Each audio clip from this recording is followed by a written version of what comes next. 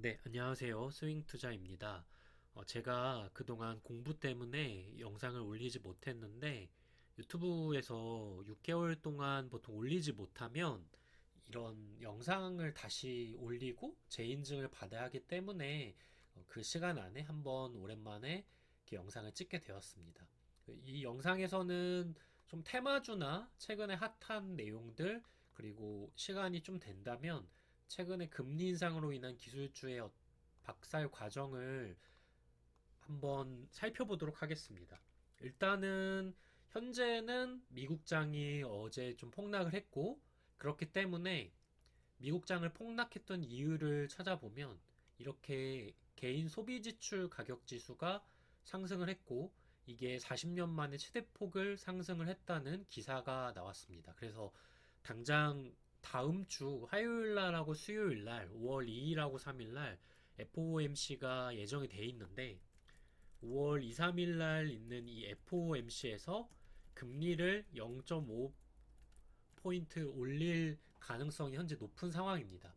그런 것들이 시장에서 어느 정도 반영되었는지 알았는데 현재는 그 반영이 이제 안 된 상황에서 추가적인 하락이 나오지 않았나 그렇게 생각을 하고 있습니다. 하지만 제가 예상하고 있는 그림으로는 다음 주 FOMC가 끝나고 나서는 시장이 좀 진정이 되면서 단기간에 상승 랠리가 나오지 않을까라고 생각을 하고 있습니다.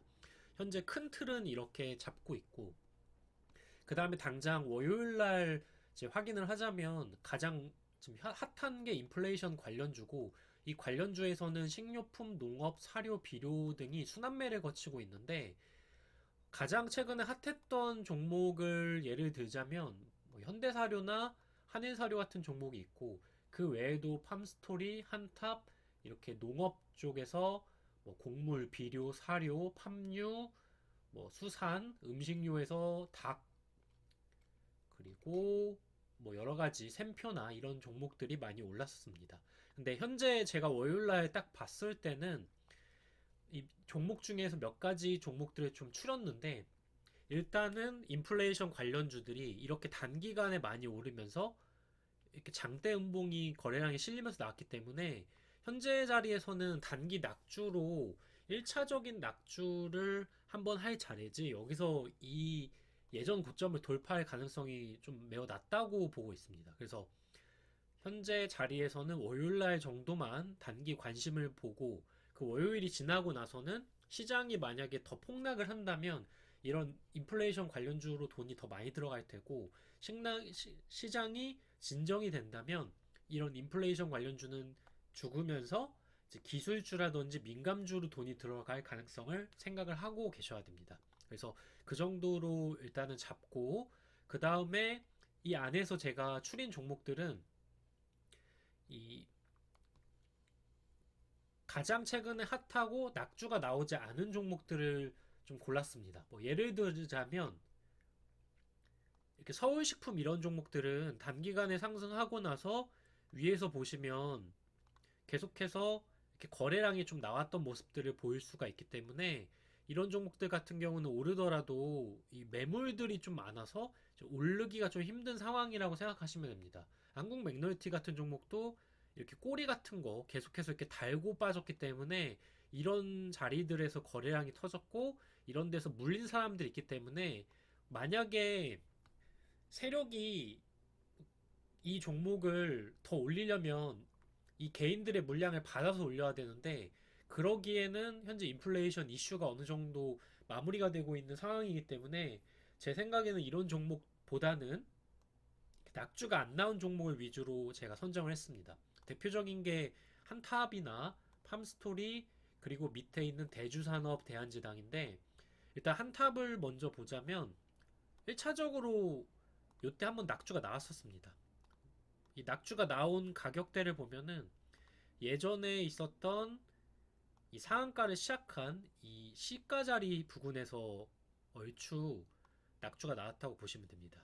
그래서 대략 11선이 흐르면서 이 상한가를 시작한 이 부분에서 이제 지지를 받고 올랐는데 이런 종목 같은 경우는 한번 이렇게 낙주가 나왔기 때문에 사실은 여기서 이때처럼 큰 상승이 나오긴 힘들지만 만약에 월요일날 시장이 이쪽 섹터로 조금 돈이 몰린다면 단기적으로는 제가 봤을 땐 3,000원 정도까지는 한번 오를 가능성이 있다고 저는 보고 있습니다.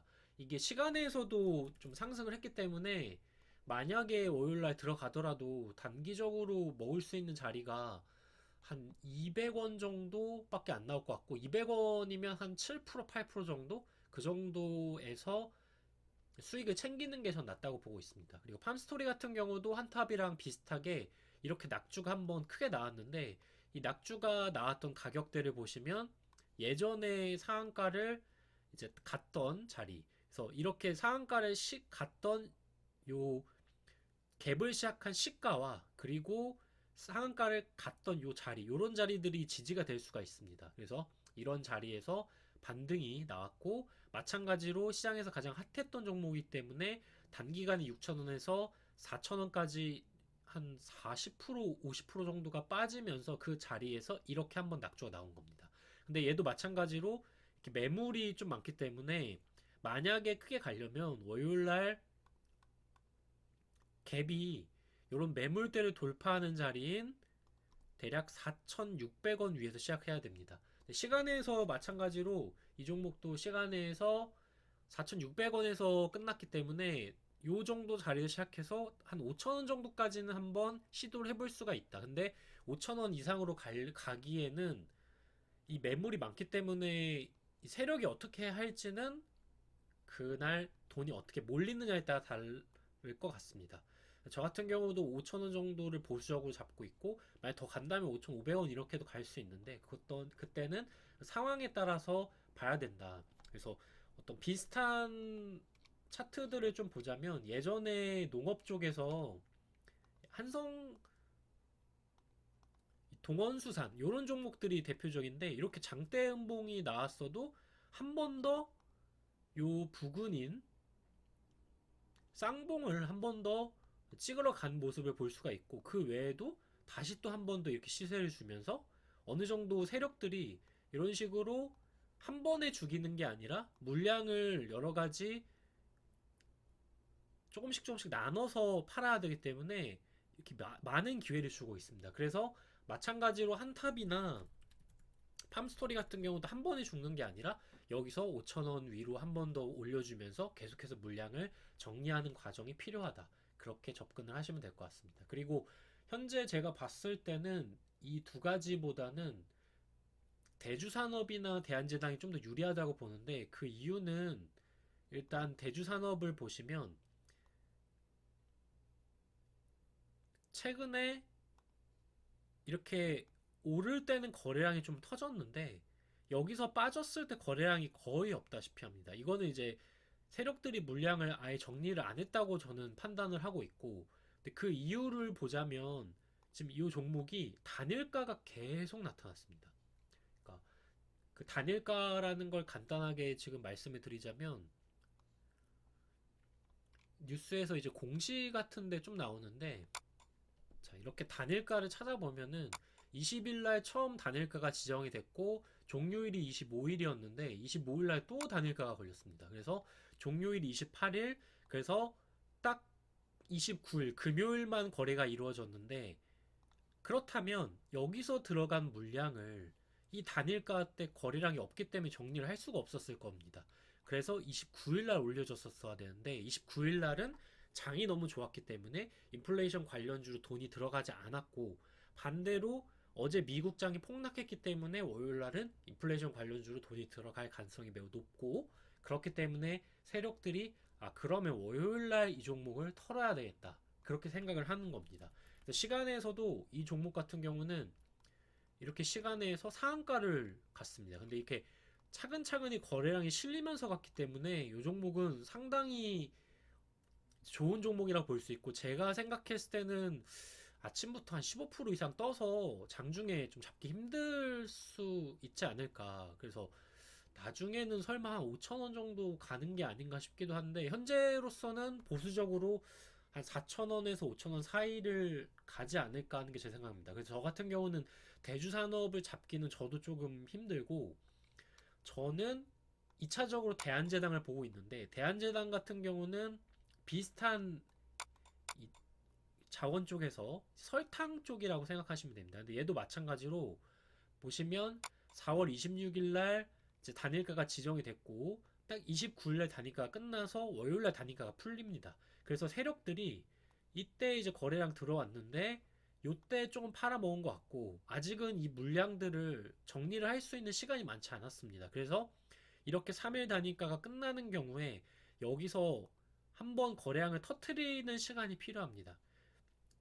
이렇게 지지선을 잡고 이 지지선에서 여기서 장대 항봉이 한번 탁 터지면서 거래량이 실리면서 그 장중에 물량을 털어먹는 겁니다. 비슷한 차트로 제가 생각하고 있는 게 이 세력의 물량 정리가 세 번의 상승봉이 나타나야 된다고 말씀을 드렸고, 그게 지금 보시는 이쪽에 있는 요 대략 5,000원 근처, 보수적으로는 4,600원 정도, 그리고 좀 더 본다면 4,800, 900원 정도인데, 요 자리에서 물량 처리하는 과정이 필요하다. 근데 그거를 예로 들자면 뭐 구형테크라는 종목이 최근에 그랬습니다. 구형테크라는 종목이 딱 대한제당하고 비슷한 차트가 요때라고 생각하시면 됩니다.